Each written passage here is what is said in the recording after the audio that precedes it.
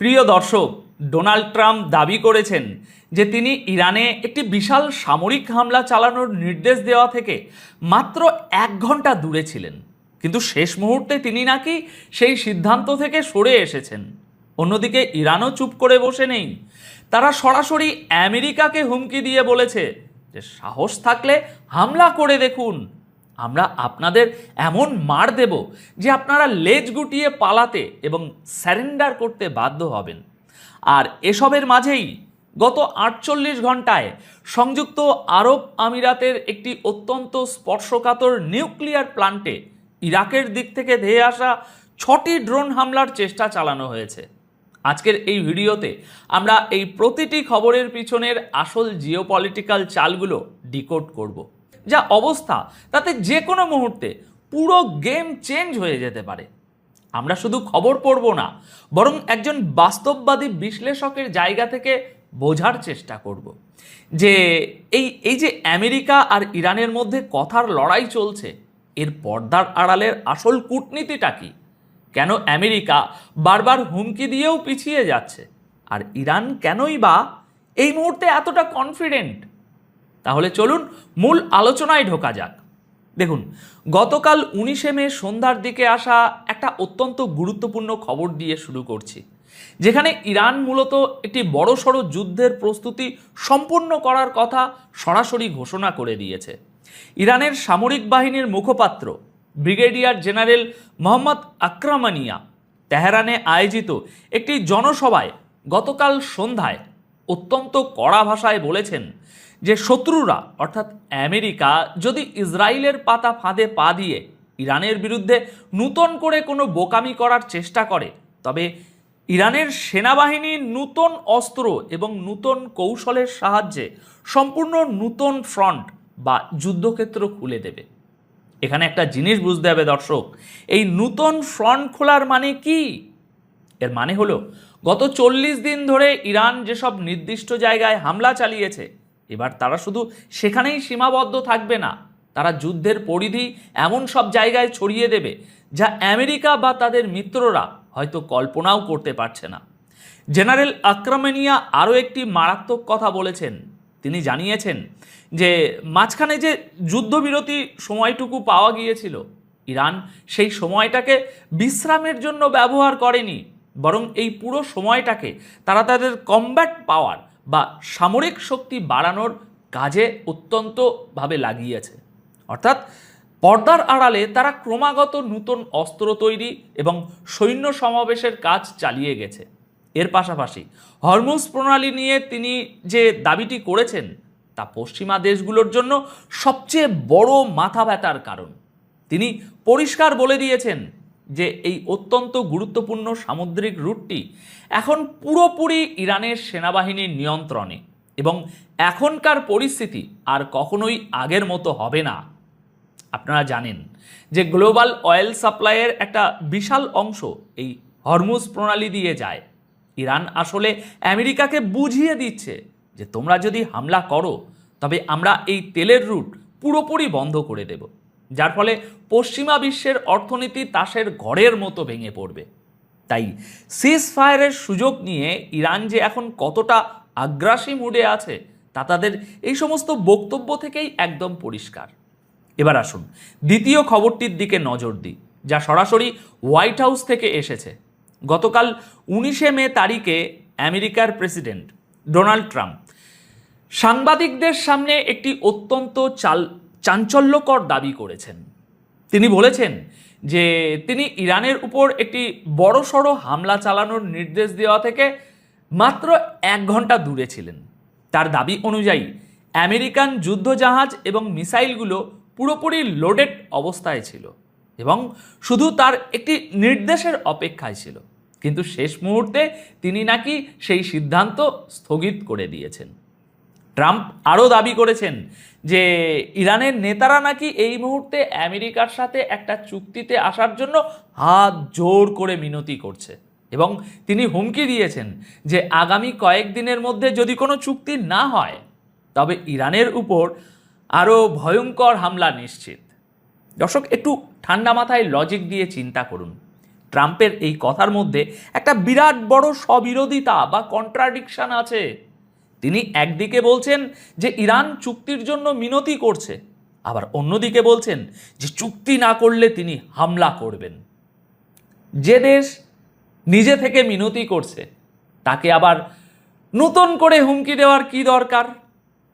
আসল ব্যাপারটা হলো ট্রাম্প তার দেশের মানুষের কাছে নিজেকে একজন শক্তিশালী নেতা হিসাবে তুলে ধরতে চাইছেন, কিন্তু জিওপলিটিক্যাল বিশ্লেষকদের মতে এটা আসলে আমেরিকার একটা ফেস সেভিং এক্সিট বা মুখ বাঁচানোর কৌশল।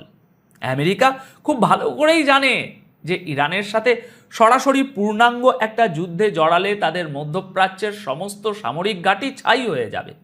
তাই তারা আরবদের মধ্যস্থতার একটা ভুয়া অজুহাত খাড়া করে মূলত নিজেদের পিঠ বাঁচাচ্ছে এবং মিডিয়ার সামনে ফাঁকা আওয়াজ দিচ্ছে।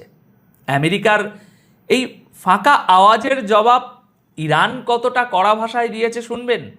তা বুঝতে হলে আমাদের আবারও গতকাল 19 মে সকালে আসা একটা খবরের দিকে তাকাতেই হচ্ছে।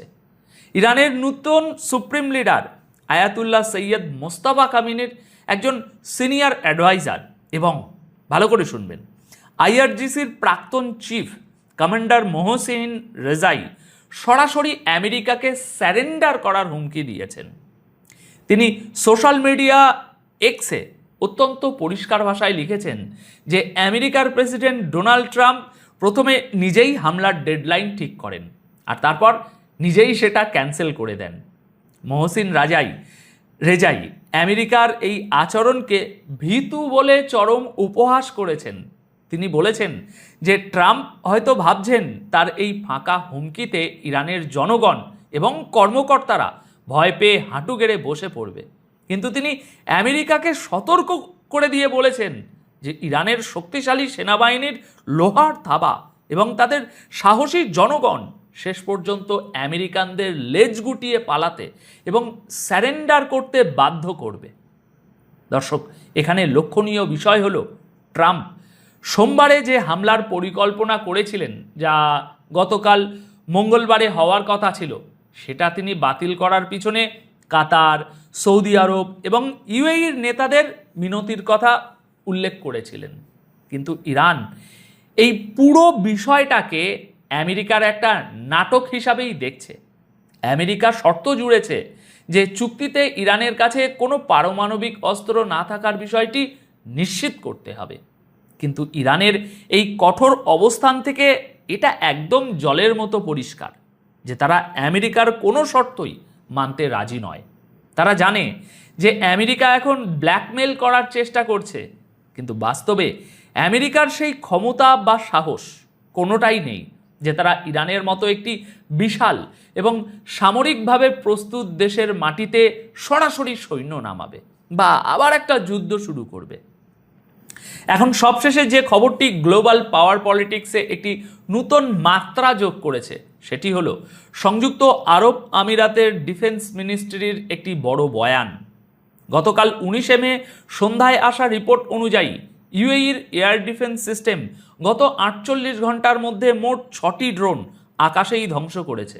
এই ড্রোনগুলো সাধারণ কোনো জায়গা নয়, বরং ইউএইর অত্যন্ত গুরুত্বপূর্ণ বারকাহা নিউক্লিয়ার প্ল্যান্ট এবং কিছু সিভিলিয়ান এলাকাকে নিশানা করে ধেয়ে আসছিল। রবিবার থেকে শুরু করে গত মঙ্গলবার পর্যন্ত এই 48 ঘন্টায় বেশ কয়েকটি হামলার চেষ্টা হয়েছে।